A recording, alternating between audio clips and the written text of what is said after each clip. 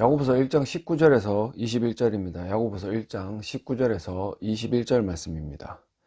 내 사랑하는 형제들아 너희가 알지니 사람마다 듣기는 속히하고 말하기는 더디하며 성내기도 더디하라. 사람이 성내는 것이 하나님의 의를 이루지 못함이라. 그러므로 모든 더러운 것과 넘치는 악을 내버리고 너희 영혼을 능히 구원할 바 마음에 심어진 말씀을 온유함으로 받으라. 아멘. 사람들은 살아가면서 그 사람을 대하는 모습과 하나님을 대하는 모습에 차이가 있을 것이라고 생각을 합니다. 좀 하나님을 대하는 모습은 좀 더 경건하고 무언가 격식 있고 예를 갖춰야 되고, 하지만 반대로 사람을 대할 때는 그것보다는 약간은 좀 더 소홀해도 될 것이라는 생각을 해요.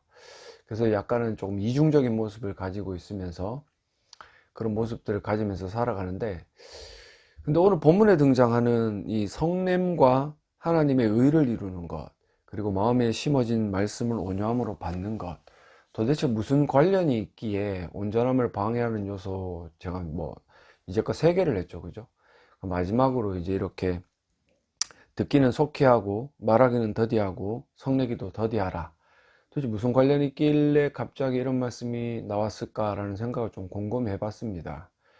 결국은 여기 나오는 이런 사람 성품에 관련된 요소들도 결국은 하나님의 말씀을 듣고 그 말씀에 순종하는 것에 방해가 되기 때문에 분명히 야고보 사도가 본문에 집어넣었고 이 말씀을 우리에게 전하는 것 같아요. 그래서 오늘 이 말씀을 살펴보면서 과연 듣고 말하고 성내는 것과 하나님의 말씀을 듣고 실천하는 것의 관계를 조금 케어내 봤으면 좋겠습니다. 19절을 먼저 보시면 내 사랑하는 형제들아 너희가 알지니 사람마다 듣기는 속히하고 말하기는 더디하며 성내기도 더디하라. 결국 듣고 그리고 말하는 것, 성내는 것, 인과관계가 있기 때문에 이런 말씀들을 우리들에게 전하는데요. 사람마다 듣는 것을 잘하는 사람이 있고 말하는 것을 잘하는 사람이 있습니다.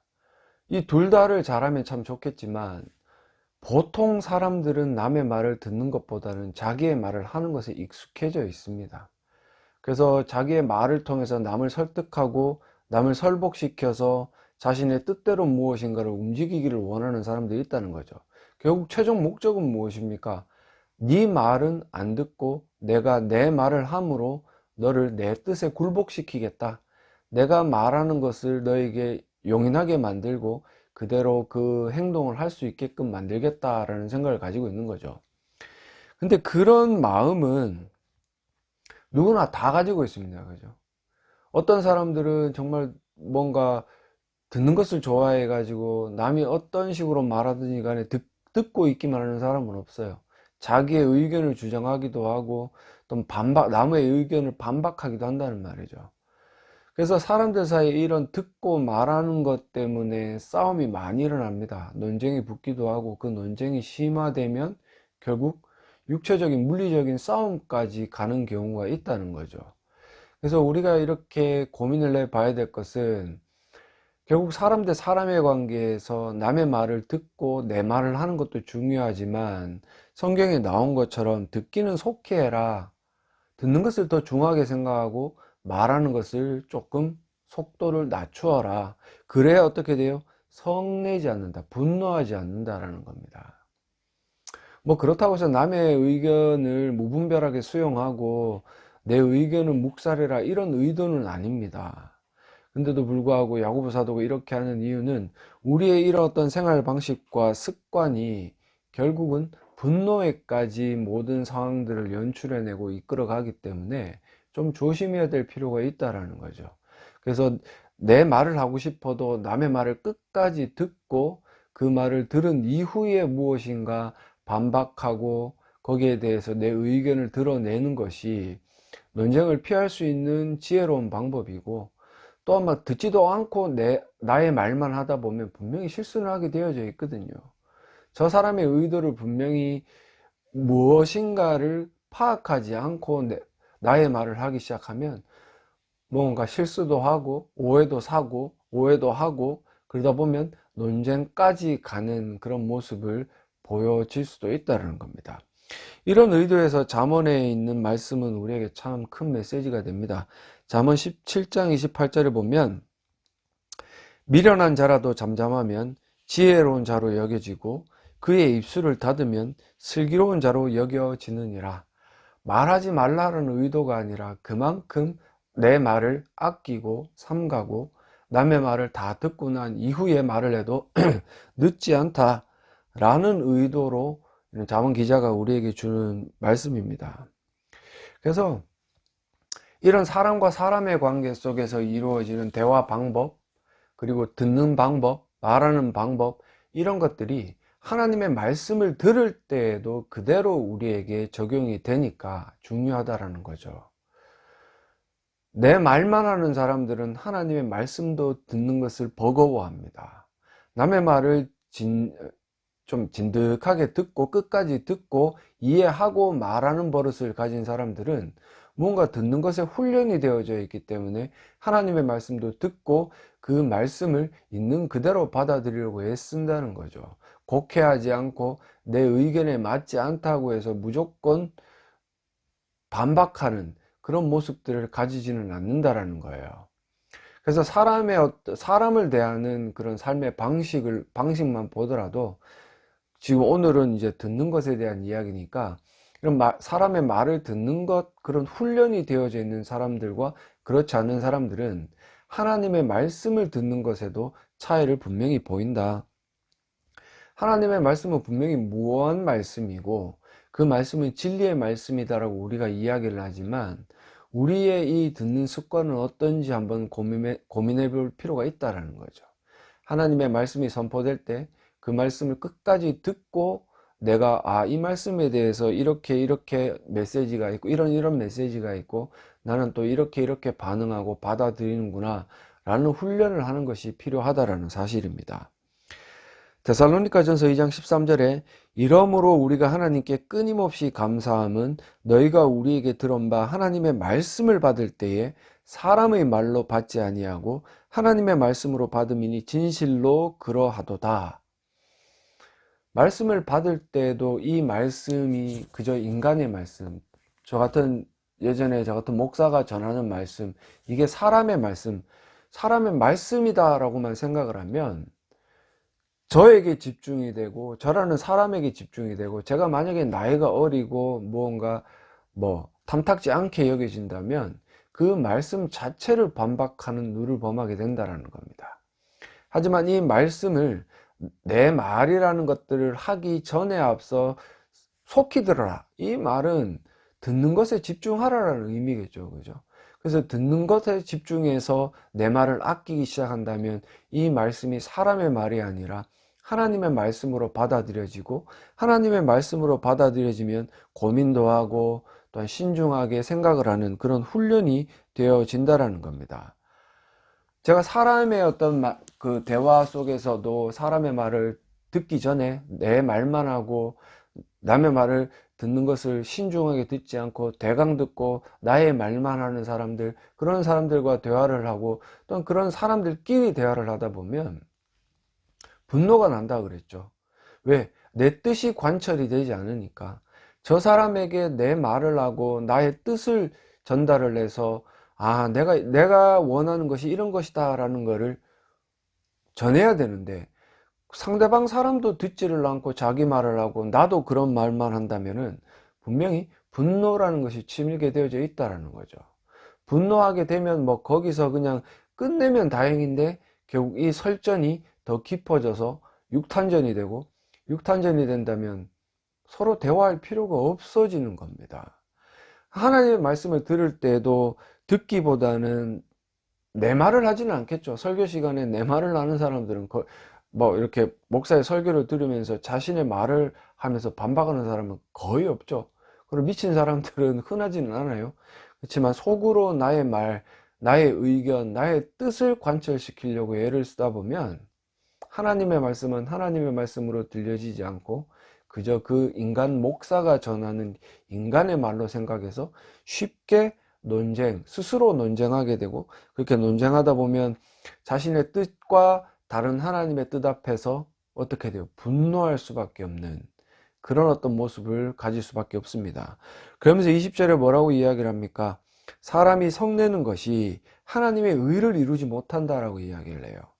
결국 이런 인간 대 인간의 어떤 대화 방법에서 비롯된 그런 미숙함들이 하나님의 말씀을 받을 때도 고스란히 적용이 되어서 자신의 뜻을 앞세우는 사람들은 하나님의 뜻을 이루지 못한다. 즉 하나님의 뜻대로 하나님의 의를 추구하는 삶을 살지 못한다라는 거죠. 그렇다면 여기서 이야기하는 하나님의 의가 뭐냐? 로마서 3장 21절에 보시면 이제는 율법 외에 하나님의 한 의가 나타났으니 율법과 선지자들에게 증거를 받은 것이다 라고 이야기를 하면서 문맥적으로 살펴보면 이 하나님의 한 의는 우리가 할 수 없는 그 죄사함의 문제를 해결하기 위해 이 땅 가운데 오신 예수 그리스도를 드러내는 거죠. 그래서 성내는 것, 이런 말씀을 받을 때 자기의 뜻과는 다르다고 무시하는 하나님의 뜻을 우리가 발견했을 때 이루지 못하는 하나님의 의는 예수 그리스도다. 그렇다면 예수 그리스도를 이루지 못한다는 말의 의미는 또 뭡니까? 예수님이 어떤 일을 하시고 어떤 인생을 사셨는가에 대한 고민을 좀 해본다면 그 답을 쉽게 찾을 수가 있는데요. 예수님은 이 땅 가운데서 하나님의 뜻, 즉 죄인들을 구원하시기 위해 보여주시는 완전한 순종과 그 죄값을 치르기 위한 십자가의 죽음, 그것이 예수께 바라는 하나님의 뜻이었고 그것을 예수께서는 온전히 이루어내셨는데 예수님은 그 하나님의 뜻 앞에서 특별하게 반박하지도 않으시고 자신의 뜻을 개진하지도 않으시고 그렇게 소리를 내지도 않으셨습니다. 이사야서 53장 7절에 보시면 그가 곤욕을 당하여 괴로울 때에도 그의 입을 열지 아니하였으며 마치 도수장으로 끌려가는 어린 양과 털 깎는 자 앞에서 잠잠한 양같이 그의 입을 열지 아니하였도다. 즉 하나님의 뜻, 거룩하신 하나님의 뜻 앞에 예수 그리스도는 온전한 순종을 위해서 당신의 입을 함구하셨고 함구하신 이후에 온전히 하나님의 뜻을 순종하기 위해 애를 쓰셨다라는 거죠. 그래서 우리가 참 말은 많은 것 같습니다. 말이 많다고 해서 그게 하나님의 말씀 앞에 내 입으로 나타내는 말을 의미하는 것만이 아니라 내가 가진 철학, 내가 가진 사상, 내가 가진 신념, 내가 가진 생활 방식, 가치관, 세계관, 기타 등등 많은 것들을 하나님의 말씀에 투영해서 그 하나님의 뜻보다 나의 뜻을 더 추구하는 삶의 모습을 보여준다는 겁니다.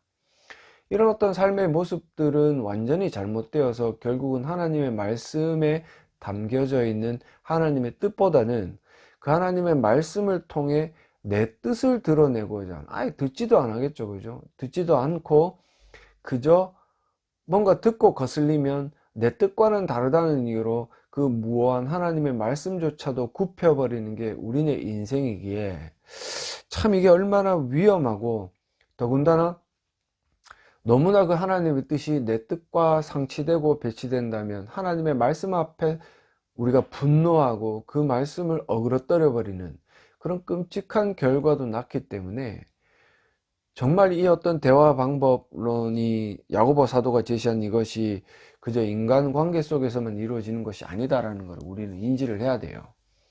그래서 그런 어떤 삶의 모습, 내가 사람과 대화할 때 이런 모습을 가지고 있다라면 분명히 하나님의 말씀 앞에서도 그렇게 하고 있다라는 사실을 이해를 하셔야 돼요. 기분은 나쁘시겠지만 그게 우리의 본성이고 우리의 본성이 빚어낸 삶의 결과물입니다.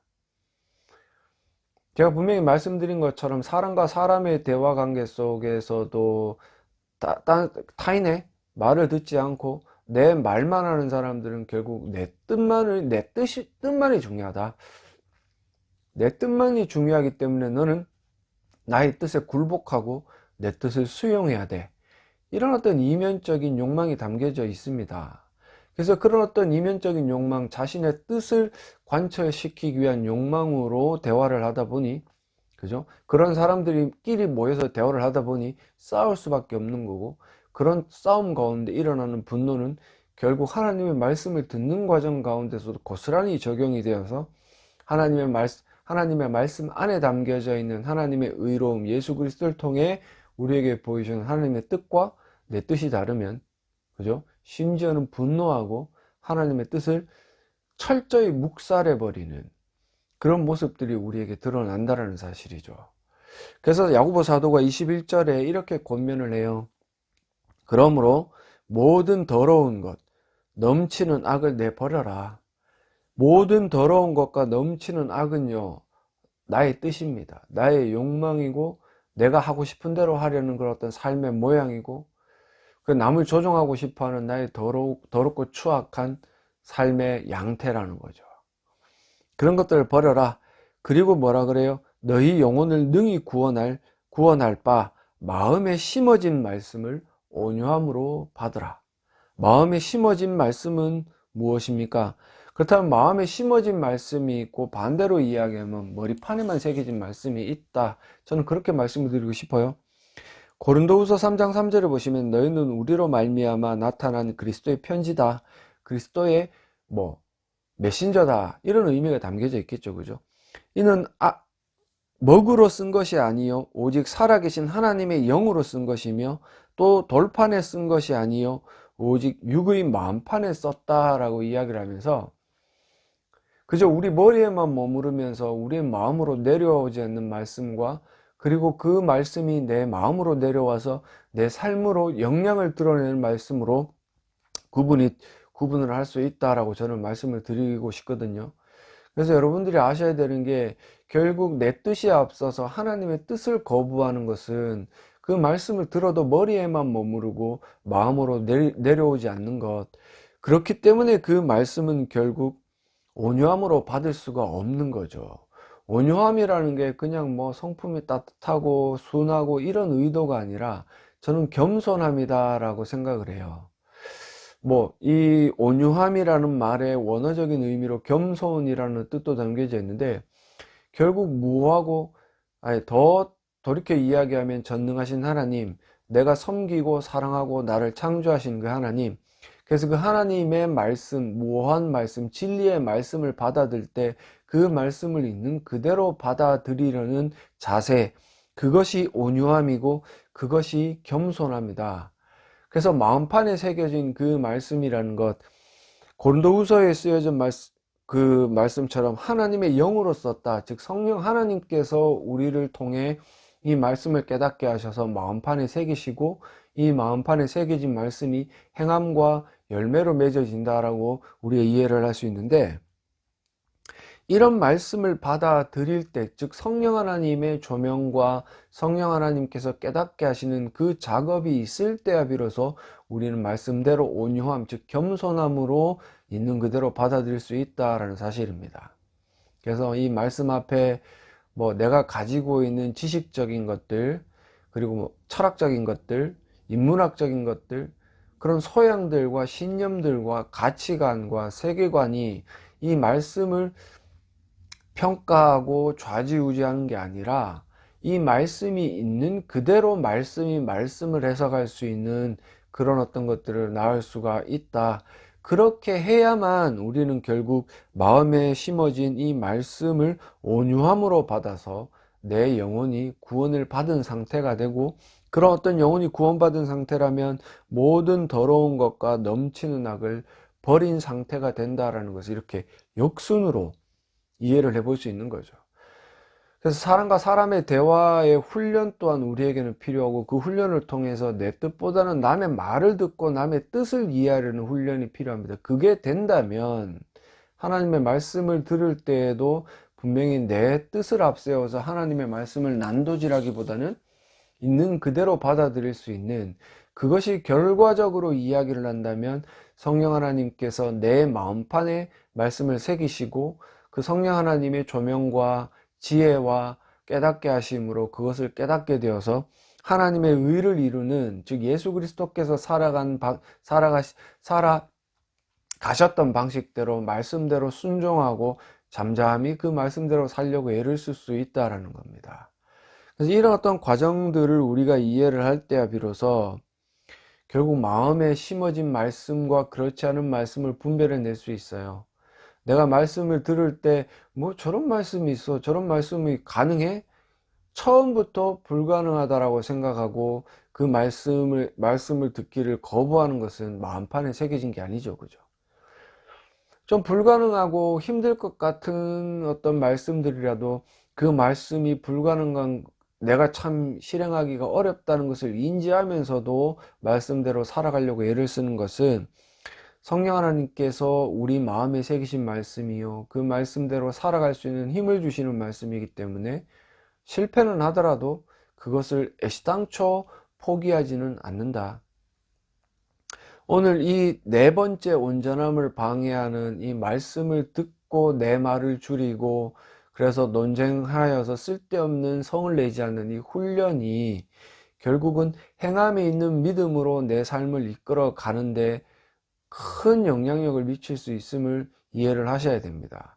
그저 그냥 듣고 뭐 말하기는 더디하고 성내기도 더디하면 되냐라고 생각을 할 게 아니라, 이것이 결국은 하나님의 말씀까지 이어져서 하나님의 말씀을 듣고 내 말을 삭제하고 온전히 하나님의 의를 이루어서 야고보 사도가 이야기하는 행함이 있는 믿음의 삶을 살 수 있게 한다는 사실을 깨달으신다면 참 좋을 것 같아요. 그래서 오늘 이 말씀을 통해서 뭐 마음에 심어진 말씀이 무엇이냐, 그 말씀을 온유함으로 받는 것이 무엇이냐, 내가 많이 배웠다고 조금은 안다고 그 지식을 가지고 하나님의 말씀을 난도질하고 해석하고 무언가 짜맞추기보다는 있는 그대로의 하나님의 말씀으로 하나님의 말씀을 이해하는 훈련, 제가 드리는 이 말씀을 조금 이해하기가 힘드실 수 있어요. 그래서 개혁주의 신학자들이 이야기하는 성경이 성경을 해석하도록 해라 라는 그런 모토를 우리가 조금은 이해할 수 있더라면, 그죠?